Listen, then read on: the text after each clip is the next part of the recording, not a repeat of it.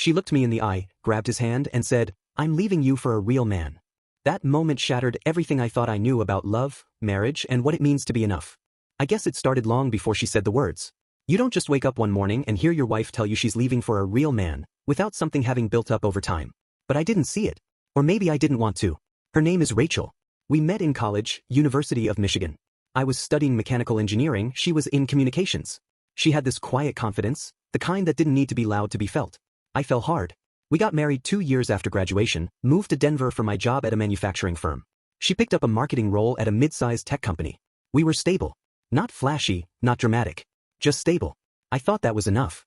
I thought being reliable, showing up, paying bills, remembering birthdays, making coffee in the morning, that all counted for something. I wasn't the guy who forgot anniversaries or came home drunk. I wasn't the guy who flirted with waitresses or spent weekends in Vegas. I was the guy who fixed the sink when it leaked and made sure the car had its oil changed. I thought that made me a good husband. She started changing about a year before she left. It was subtle. She got more into fitness, started waking up early to run. She changed her wardrobe, less casual, more sharp. She dyed her hair darker. I complimented her, told her she looked great. She smiled, but it didn't reach her eyes. She started working late more often. Said the team was pushing hard on a new product launch. I believed her. I didn't check her phone. I didn't ask questions. I trusted her. I remember the night it happened. It was a Thursday. I'd just gotten home from work, tired, hungry, ready to settle into the usual routine. She was already there, dressed like she was going out. Black blouse, heels, makeup done. I asked if she had plans. She said we needed to talk. I sat down. She stood. That's when I saw him. Standing behind her in the doorway. His name was Mark. I'd met him once at her office Christmas party.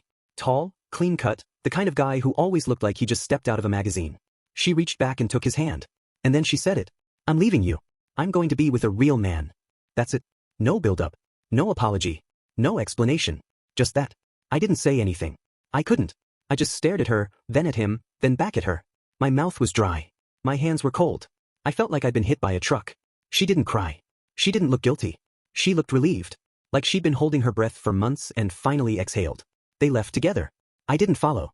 I didn't yell. I didn't beg. I just sat there. For hours. I don't remember what I did that night. I think I drank. I think I stared at the wall. I know I didn't sleep.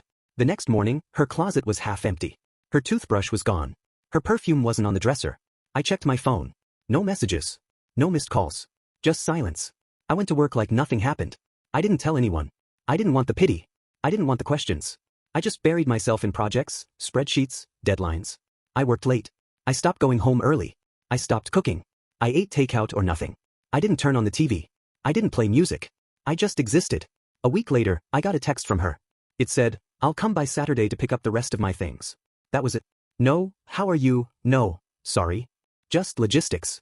I replied, "Okay." She came. Mark stayed in the car. She packed quietly. I watched from the kitchen. She didn't look at me. I didn't speak. When she was done, she said, "I hope you find someone who makes you happy." I nodded. She left. I didn't cry until 3 weeks later. I was folding laundry and found one of her socks. Just one. Pink with a little white stripe. I held it and broke down. I sat on the floor and sobbed like a child. I don't know how long it lasted. I just know I couldn't stop. That sock felt like the last piece of her. And I didn't know what to do with it. I started replaying everything in my head. Every conversation, every moment, every missed sign. I remembered the way she used to laugh at my dumb jokes. The way she'd curl up next to me during thunderstorms. The way she'd hum when she cooked. I remembered the fights too. The ones I brushed off. The ones I thought were normal. I remembered her saying once, "I feel like I'm disappearing." I told her she was being dramatic. I think that was the beginning of the end. I didn't see her fading. I didn't see her reaching for something more. I thought being steady was enough. I thought love was maintenance. I didn't realize she wanted fire. Or maybe I did, and I just hoped she'd settle for warmth. I started going to therapy. Not because I wanted to, but because I didn't know what else to do. The therapist asked me what I wanted to get out of it. I said, "I want to understand why she left." He said, "Let's start with why you stayed." That hit me hard.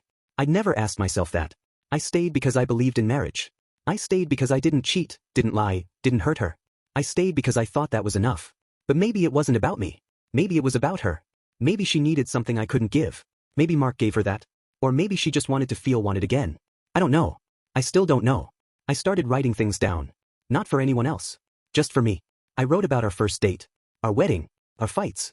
Our silences. I wrote about the night she left. I wrote about the sock. I wrote until my hand hurt. It helped. A little. I stopped wearing my wedding ring after 2 months. It felt like a lie. I put it in a drawer. I don't know what I'll do with it. Maybe I'll throw it away. Maybe I'll keep it. Maybe I'll forget it's there. I started noticing things again. The way the sun hits the kitchen window in the morning. The sound of birds outside. The smell of coffee. I started cooking again. Just for me. I started reading. I started walking. I started breathing. But I still think about her. Not every day. But often. I wonder if she's happy. I wonder if she misses me. I wonder if she ever thinks about that sock. I wonder if she ever regrets it. I don't hate her. I don't hate Mark. I just feel hollow sometimes. Like something was carved out of me and never filled back in. And I wonder what it means to be a real man. I didn't talk to anyone about it for months. Not my parents, not my coworkers, not even my brother. I didn't want their advice. I didn't want their sympathy. I didn't want to hear them say, "You're better off," or "She didn't deserve you." I didn't want to be comforted. I wanted to sit in it, to feel it, to understand it. I needed to know what it meant to be left like that. What it said about me. What it said about her. What it said about everything we built. I started noticing couples more. At the grocery store, at the park, at restaurants. I watched how they talked to each other, how they touched, how they looked. I wondered if they were happy. I wondered if one of them was secretly planning to leave. I wondered if they knew how fragile it all was. How one sentence could split a life in two. I kept going to therapy. I didn't always talk. Sometimes I just sat there. Sometimes I stared at the carpet. Sometimes I cried. My therapist didn't push. He let me unravel at my own pace. He asked questions that stuck with me. What did you need from her that you never asked for? What part of yourself did you lose in that marriage? What do you want to feel that you haven't felt in years? I didn't have answers. Not right away. But the questions stayed with me. I started writing again. Not just about Rachel. About myself. About the boy I used to be. About the man I thought I was. About the man I wanted to become. I wrote about fear. About silence. About shame. I wrote about the way I used to shrink myself to avoid conflict. About the way I mistook routine for love. About the way I stopped asking for more because I was afraid of hearing no. I found the sock again. It was still in the drawer. I held it for a long time. Then I put it in a box with a few other things. Photos, letters, a necklace she left behind. I taped it shut and put it in the closet. Not to forget. Just to contain. I needed space to breathe. I started dating again. Slowly. Cautiously. I met someone named Emily.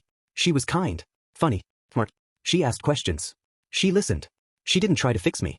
She didn't ask me to be anything I wasn't. We went for walks. We talked about books. We cooked together. It felt light. It felt safe. I told her about Rachel. Not everything. Just enough. She didn't flinch. She didn't judge. She just nodded and said, "That must have hurt." It did. It still did.